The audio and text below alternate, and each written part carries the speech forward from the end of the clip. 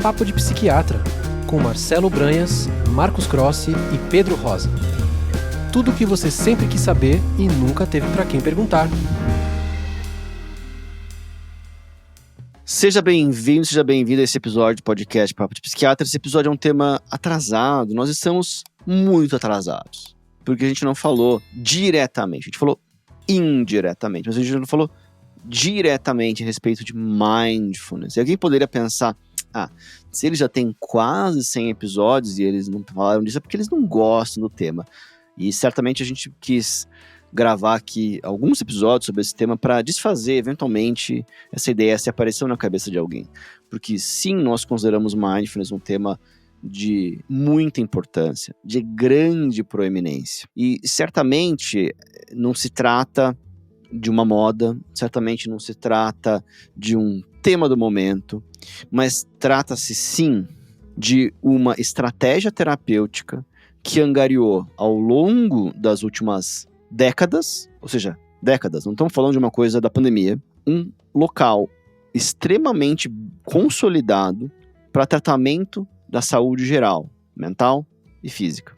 Nós vamos falar sobre esse tema em essa série e a gente pode, naturalmente, começar com uma definição, porque a definição ela é muito importante. E esse é um episódio, digamos, de definição de mindfulness, de tal uma importância que a gente vai meio que falar sobre a definição. A gente vai, se você procurar a definição de mindfulness, você vai ouvir falar certamente de um indivíduo chamado Jon Kabat-Zinn, que é uma pessoa que foi o grande responsável pela difusão do mindfulness no Ocidente. E ele traz as informações práticas de maneira muito sucinta. Ele é um indivíduo que tem uma capacidade de descrição muito boa. Eu vou resumir aqui. Mindfulness envolve uma intenção. Não é algo que acontece automaticamente, portanto é uma postura passiva. E essa intenção tem a característica de uma atenção plena no presente momento, uma dedicação intencional ativa do indivíduo, plenamente atenta ao presente momento em relação à nossa tendência natural da nossa mente de divagar para o passado e para o futuro. Mindfulness foca no presente momento.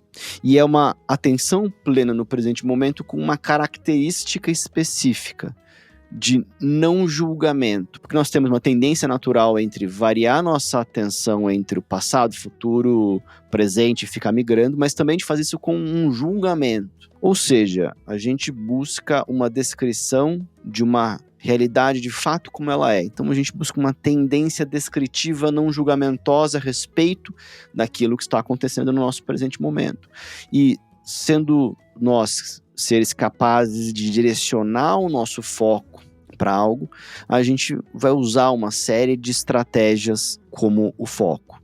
E quem já praticou mindfulness percebe que esse foco é a nossa respiração, o foco pode ser o nosso próprio corpo, pode ser o relaxamento do nosso corpo, então isso vai ser falado, mas a ideia é consolidar essa definição de uma atenção plena no presente momento, sem julgamento, que é o oposto do que acontece, principalmente quando nós estamos tensos, estressados, ansiosos, carregados por emoções negativas, em que a gente tende a variar nosso foco entre o passado e o futuro de uma maneira com muito julgamento, e isso é algo que tem uma relação monumental com deterioração de saúde mental.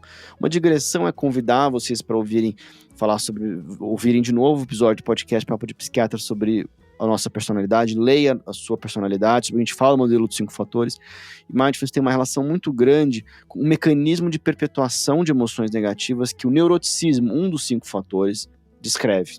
Então, se você ouvir aquele episódio, você vai ver que tem uma relação muito grande entre isso que a gente está falando aqui sobre Mindfulness. Então, voltando aqui, Mindfulness é a atenção plena no presente momento, sem julgamento. Pois é, Pedro. Eu acho que um ponto também interessante, até para a gente citar exemplos, fazer algumas contraposições. A gente pode falar exemplos do que é não estar em Mindfulness, que é com certeza a maior parte do tempo para a maioria das pessoas. Então, acho que 2 exemplos que eu consigo pensar aqui de pronto de não estar em mindfulness. Um é você tá num relaxamento, imagina que você, chegou do trabalho, você tá sentado no sofá da sua casa, você tá bebendo, sei lá, uma água com gás, e você tá refletindo sobre o seu dia, imaginemos que foi um dia bom, e você tá relaxado, contemplativo, feliz com as coisas que aconteceram. Você pode, aí às vezes os leigos falam, poxa, estou em mindfulness, né? Então assim, você nesse momento está num momento de relaxamento, você está inclusive revendo as coisas que aconteceram ao longo do seu dia, até talvez sonhando com coisas boas que podem acontecer no futuro. É um momento bom, sem sombra de dúvida, a pessoa não precisa estar sempre em mindfulness, não é essa a mensagem, mas não é mindfulness, que nem o Pedro comentou, mindfulness você está com foco atencional bem focado no presente e não tem toda essa questão mais de passar todos esses filmes na sua cabeça. Claro que assim, essas são definições e mindfulness, como o Pedro descreveu, é o nosso objetivo, né? O objetivo de quem entra numa prática de mindfulness é conseguir cada vez mais ter não julgamento e cada vez ter um foco mais no presente. Mas isso é todo um processo, você não começa já nesse fim. Um outro exemplo de uma situação que não é mindfulness e também, no caso, nem é relaxante, é a pessoa que está com ansiedade ruminando sobre os diversos problemas. Poxa, eu tenho uma aula para preparar, ainda não preparei, tô ferrado, tô chegando aquele prazo, e se não der certo, e se acontecer isso, vão achar que eu sou isso, vão achar que eu sou aquilo, eu vou decepcionar o fulano de tal. Ter todas essas questões, esses julgamentos que estão passando na nossa cabeça. E claro que esse processo intermediário, por exemplo, tanto quando você está nesse exemplo que eu citei do relaxamento, quanto nesse exemplo da ruminação ansiosa dos problemas, é você perceber esses pensamentos passando na sua cabeça e conseguir aos poucos deixá-los de fato passar. Bom, surgiu esse pensamento na minha cabeça. Nomeia o pensamento. Pô, é um pensamento de uma preocupação. E daí você volta o foco à respiração, você volta o foco a todas as estratégias da prática, as técnicas da prática de mindfulness que a gente vai descrever ao longo desses próximos episódios, e você conseguir se desvencilhar dessa sensação ruim, desse julgamento e dessa ruminação na sua cabeça. Então, tem esse objetivo do mindfulness, mas também isso é uma construção. Vai se passar por cada vez menos julgamento, cada vez um foco mais no presente. Não é uma coisa que acontece de um clique para o outro. Então, mindfulness tem muito a ver com, né, o que a gente faz com a nossa atenção. Um jeito particular, específico de usar a nossa atenção. Então, quer dizer, onde eu estou jogando a minha consciência. Então, por exemplo, né, eu estou aqui gravando o podcast com o Pedro e com o Marcelo, quer dizer, eu posso jogar a minha atenção aqui sobre o Pedro, jogar a minha atenção aqui sobre o Marcelo também, mas a gente faz isso de uma maneira um pouco específica, quer dizer, mantendo no presente momento, sem julgamento, sem eu rotular isso como bom ou ruim, por exemplo, observando isso, deixando isso chegar à minha consciência no aqui e agora, ou seja, é a minha atenção plena, né? Em português a gente chama de atenção plena, né? E vocês podem imaginar como isso pode ser difícil hoje em dia. Não necessariamente era fácil antigamente entrar em mindfulness, mas certamente hoje em dia é muito complicado, porque a nossa atenção ela é demandada, né, por diversas fontes. Né? Nossa atenção é demandada por diversas fontes. Então, televisão, celular, amigos, filhos, né, trabalho. Não, mas esse final de semana que eu vou fazer, até lazer, né? Quer dizer, a gente tem hoje uma gama de distrações e que facilita talvez esse processo contrário do mindfulness, que é um mindlessness, né? Que a gente talvez possa falar também. Talvez esse tempo que a gente vive, um tempo mais de ansiedade, de produtividade, enfim, de ameaças, perigos, a gente sabe que isso faz com que a nossa mente, de alguma forma, fique um pouco mais inquieta e muitas vezes tentada a não ficar no presente momento, e o que dificulta daí essa postura ou essa prática de atenção plena, essa prática de mindfulness, né? E que vai estar relacionada a vários desfechos positivos de saúde mental, que a gente vai discutir aqui ao longo dessa série, não somente nesse episódio, né? Porque, vou dar um breve exemplo aqui, quer dizer que se eu não consigo, né, prestar atenção no que eu estou sentindo sem julgamento, quer dizer, eu não consigo nem perceber aquilo, eu meio que vou me esquivar, eu vou fugir daquilo que eu estou sentindo, então eu não vou entrar em contato com uma realidade minha, que é muito importante. Então, quer dizer, isso vai prejudicar o meu autoconhecimento, vai prejudicar a minha regulação emocional, Porque se eu reconheço o que eu estou sentindo, certamente isso diminui a minha ativação emocional e vai me ajudar a lidar e gerenciar as minhas emoções, né? Então, isso é um exemplo de como o mindfulness pode ajudar, né? E acho que talvez por isso que, vamos dizer, ele é um conceito aparentemente simples, as pessoas entendem, mas muito difícil de se colocar em prática, muito difícil de manter a prática. Então, assim, quer dizer, é um conceito, como o Pedro falou, é um conceito do momento, né? Então a gente sempre tem que tomar cuidado, claro, para ser mais preciso, para, vamos dizer, mostrar para vocês o que tem benefício, o que não tem. Quer dizer, tem estudo que mostra, poxa, terapias com mindfulness que ajuda, né, as pessoas. Então, quer dizer, é importante a gente falar aí um breve resumo de mindfulness para vocês se informarem. E a gente pode pensar, a gente fez essa definição, com os vários exemplos bacanas que vocês derem, a gente pensar nas outras características, né? Com outras palavras a gente poderia descrever isso, né?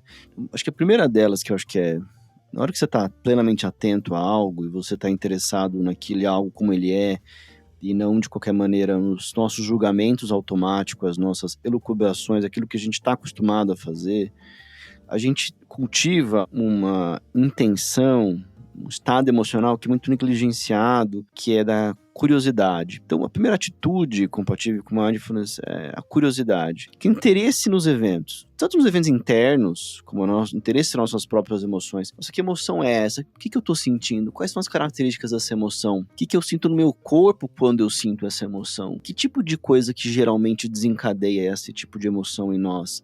E essas descrições, elas vão ser, na medida em que a gente desenvolve essa curiosidade, cada vez mais específicas, detalhadas. Isso constrói um autoconhecimento muito grande. Da mesma maneira como se a gente dedica isso às outras pessoas, as pessoas que estão na nossa frente, uma curiosidade pelo outro. A gente é capaz de julgar os outros em 1/1000 do segundo. Isso não é tão bom quanto se a gente parasse para analisar em termos de eficiência, da gente realmente entender o outro, de a gente realmente captar as intenções do outro, se a gente tiver curiosidade, uma postura de não imediatamente assumir que a gente sabe como o outro funciona, porque francamente a gente não sabe. Uma outra questão é de uma mentalidade de iniciante, que é uma ingenuidade benigna e benéfica de a gente não sabe, a gente vai aprender, a gente vai construir, a gente vai adquirir essa habilidade. As descrições que acho que nós três fizemos aqui deixa claro para as pessoas que não é fácil. E as pessoas têm um perfeccionismo de querer marcar um gol de ângulo no primeiro chute, de querer tocar uma sinfonia na primeira vez que põe a mão no violino. Isso é uma coisa que é assustadora, né? De querer puxar 100 quilos num exercício na academia. Não vai acontecer. E é ok ser ruim no começo. É ok fazer errado. Errado no sentido de não fazer com eficiência, não fazer da maneira como fará na 1000ª vez que fizer. E ter essa mentalidade de iniciante que é paciência consigo mesmo, respeito pelas próprias dificuldades, assumir que ninguém é perfeito e ter uma atitude de abertura a essa imperfeição, essa ausência de um desempenho maravilhoso no primeiro minuto do jogo. Isso tem a ver com aceitação, uma outra atitude. Então, eu já falei, curiosidade, mente de iniciante e aceitação, que envolve, digamos assim, abrir espaço para si mesmo daquilo que, inclusive, é difícil, que é aquilo que aconteceu que a gente não gosta, das nossas próprias emoções, sem tentar freneticamente fugir, se esquivar, sem recorrer a comportamentos, a atos mentais ou comportamentos que façam com que, por exemplo, determinada emoção aconteça em menos intensidade, em menos menor duração. A gente falou disso muito nos transtornos de ansiedade, nos episódios de transtornos de ansiedade, por exemplo, transtorno de pânico, como as pessoas se esquivam das emoções. A gente falou sobre emoções no próprio neuroticismo, como que a esquiva em relação às emoções torna as emoções piores a longo prazo. Então, suprimir emoções faz com que elas fiquem mais acentuadas a médio e longo prazo, ainda que imediatamente melhore. Mindfulness tem um oposto disso, que é uma postura de aceitação, abrir espaço dentro de si e não lutar para que algo não aconteça. Isso tem tudo a ver com não julgamento, de a gente aceitar e entrar em contato com as coisas tal qual elas são, mesmo e talvez principalmente quando isso é difícil. E Mindfulness tem uma outra atitude que é muito relevante, que são, digamos assim, o aspecto interpessoal. Isso a gente pode dividir em 3 palavras: bondade amorosa e compaixão, que envolve uma perspectiva benigna sobre as relações interpessoais e da gente buscar aliviar o sofrimento, não só dos outros, mas também de autocompaixão, de termos uma busca por alívio do nosso próprio sofrimento. É claro que não dá para destrinchar cada uma dessas atitudes, mas eu resumi aqui aquelas que eu acho que são as mais relevantes para você colocar num episódio, de curiosidade, mentalidade iniciante, aceitação, não julgamento, e essa atitude interpessoal de bondade amorosa, de compaixão em relação ao outro. Existem práticas de mindfulness que incorporam essas atitudes, que constroem solidamente uma habilidade para a própria saúde mental, uma habilidade de autocuidado para a própria saúde mental. Zé Pedro, achei muito interessante, até como paralelo, em alguns outros episódios a gente falou, por exemplo, de tratamento baseado na mentalização, né? É interessante como vários desses tratamentos mais novos, inclusive terapia comportamental dialética, a MBT que eu acabei de falar, eles incorporam o mindfulness chegando no Ocidente e tendo vários estudos, a gente não vai entrar em detalhes aqui, mas é uma série de estudos, assim, revisões sistemáticas, meta-análises, mostrando o benefício do mindfulness, como ele foi incorporado em vários tratamentos. Então esses princípios que o Pedro falou agora são encontrados em muitos desses tratamentos. Agora, uma questão interessante que algumas pessoas pensam ao ouvir isso é que é difícil, né? É difícil, então é difícil eu conseguir fazer tudo isso, eu não vou fazer e eu também não tenho tempo. Então, assim, uma coisa interessante de muitas dessas atitudes que você falou, Pedro, é que elas são realmente próprias. Por exemplo, você falou dessa ingenuidade e essa mente de iniciante. A gente percebe em crianças, por exemplo, essa atitude. A criança, quando ela está brincando, ela realmente, ela tá super focada no que ela tá fazendo. Em geral, né? Tá super focada, abstraiu do mundo ao entorno e tá realmente explorando as sensações, descobrindo como é que o brinquedo funciona, ou até fazendo uma brincadeira mais não estruturada. Então tem todo esse processo de curiosidade que você falou, de paciência, de mente de iniciante, que eu tô aqui focando mais nesses elementos não interpessoais, né? Porque você falou dos interpessoais também. Então, assim, realmente, para você fazer isso, você precisa de tempo. E é interessante que a gente está aqui vendendo, entre aspas, é que é interessante você alocar um tempo para isso. Tudo bem, se você quer resolver um problema de uma maneira mais, assim, atropelada, imagina que você precisa resolver um problema super fácil e alguém te dá a solução, né? Você quer um café rápido, expresso, agora vai lá, pede, coloca a cápsula na máquina, faz o expresso, acabou. Não vai pensar muito sobre isso. Agora, se você quiser, vai descobrir, fazer uma aula de barista, você quer lá experimentar os grãos, você quer fazer todo um processo artesanal, você vai aprender muito mais. Vai expandir realmente a sua consciência sobre a realidade. Mas demanda um tempo. Agora, qual que é o problema? O problema é se você fizer tudo no modo mindless, tudo você está atropelando. Você, por exemplo, está fazendo um curso, aí esse curso você está só focado na prova e na nota que você vai tirar em decorar aquele conteúdo. Você está falando com alguma pessoa, você só está focado em resolver rápido o que você tem que falar com aquela pessoa, encerrar o almoço logo, e enquanto a pessoa está falando, você está olhando para o celular e resolvendo seus próximos compromissos da tarde. Se você está focado apenas nessa coisa, resolução de problemas de uma maneira atropelada, mindless, realmente você não vai expandir sua consciência no sentido de perceber mais sobre suas emoções, seus gatilhos, o que te deixa feliz, o que te deixa triste. E no médio e longo prazo, você vai ficar travado num ciclo de resolver as coisas sempre da mesma forma. E às vezes você, inclusive, com um esforço muito maior para resolver as coisas. Você está dando um tiro de canhão em muitos dos seus problemas porque você realmente não está tendo o aprendizado que você poderia ter se você prestasse de fato mais atenção nas coisas e tivesse mais presente no momento. Se toda atitude que você fizer for apenas essa coisa mindless, e você não realmente prestar atenção em volta, você dedicar alguns minutos, que a gente está... Depois a gente vai falar um pouco sobre a prática do mindfulness em si, mas assim, às vezes é uma questão de 10 minutos que você reservou no seu dia. 10 minutos que você vai estar sem o celular, sem o Instagram, sem as suas redes sociais, sem mensagem, sem barulho, sem se preocupar com os seus compromissos. São 10 minutos que podem expandir sua consciência e, no médio prazo, além de tudo, você vai com certeza se tornar mais eficiente para resolver as coisas, você vai descobrir outras formas de resolver as coisas, né? Então, quer dizer assim, o Mindfulness ele vai envolver essa prática intencional, né? Quer dizer, então tem essas atitudes, né, que vocês estão falando que vão facilitar o desenvolvimento do Mindfulness, a prática do Mindfulness. E vão existir atitudes também que vão prejudicar, né? Então, por exemplo, poxa, se eu vou ser uma pessoa muito perfeccionista, poxa, vem já um julgamento na minha cabeça, acabou a prática do Mindfulness, não consegui, né? Quer dizer, tem todas essas atitudes que vão ser necessárias para cultivar essa prática de mindfulness intencional, de você prestar atenção no presente momento, sem julgamentos. É claro que a gente vai educando as pessoas para mostrar o benefício disso, porque não é fácil, pode ser muito difícil fazer mesmo, né? No sentido de você parar, tolerar muitas sensações ruins, né, no seu corpo, às vezes uma vontade de se movimentar, às vezes o nosso pensamento realmente vai para um lado, a gente começa a ruminar, depois a gente fica 5 minutos pensando e você não está mais no mindfulness. Isso pode ser frustrante, mas com a prática, com orientação, as pessoas elas podem desenvolver essa atitude e elas vão ter certamente assim muitos benefícios em saúde mental. E é claro que assim, a gente está falando um resumo, mas é importante sempre lembrar que tem profissionais que vão orientar vocês a respeito disso, né? Quer dizer, existem inclusive contraindicações de mindfulness, né?